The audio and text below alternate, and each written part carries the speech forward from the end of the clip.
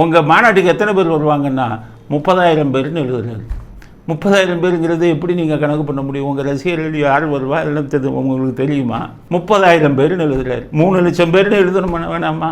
3 லட்சம் பேருன்ட்டு 30,000 வந்தால் பரவாயில்ல. அப்போ உங்களுக்கு அரசியலே தெரியல. பெண்கள் 15,000 பேராம், முதியோர்கள் 5,000 பேராம், அதுக்கப்புறம் மாற்றுத்திறனாளிகள் 500 பேர். இப்படி யாராச்சும் கணக்கு கொடுப்பாங்க. அவன் அப்படி தான் கேட்பான் போலீஸ்காரன். அவன் ஆளுங்கட்சிக்கு வந்து நியூஸ் கொடுக்கறதுக்காக கொடுப்பான். நீங்கள் 5 லட்சம் போட்டிங்கன்னா தானே பயப்படுவான். 30,000 பேர், 10,000 பேர், இத்தனை பேர் வருவாங்கன்னு உங்களுக்கு எப்படி தெரியும்? தொண்டர்கள் வந்து எப்படி வருவாங்க, ரசிகர்கள் எப்படி வருவாங்கங்கிறது முன்கூட்டியே உங்களால் எப்படி சொல்ல முடியும்? இந்த ஃபார்ம் ஃபில்லப் பண்ணதுலேருந்தே சொல்லிட்டேன். அரசியல் எல்கேஜியாக இருக்கிறார் விஜய். அவருக்கு சரியான ஆலோசகரும் இல்லை. அதனால் விஜய்க்கு சொல்கிறேன், நீங்கள் ஆரம்பமே தப்பாக பண்ணுறீங்க. மாநாட்டுக்கு இப்படி கணக்கு கொடுத்ததே தப்பு.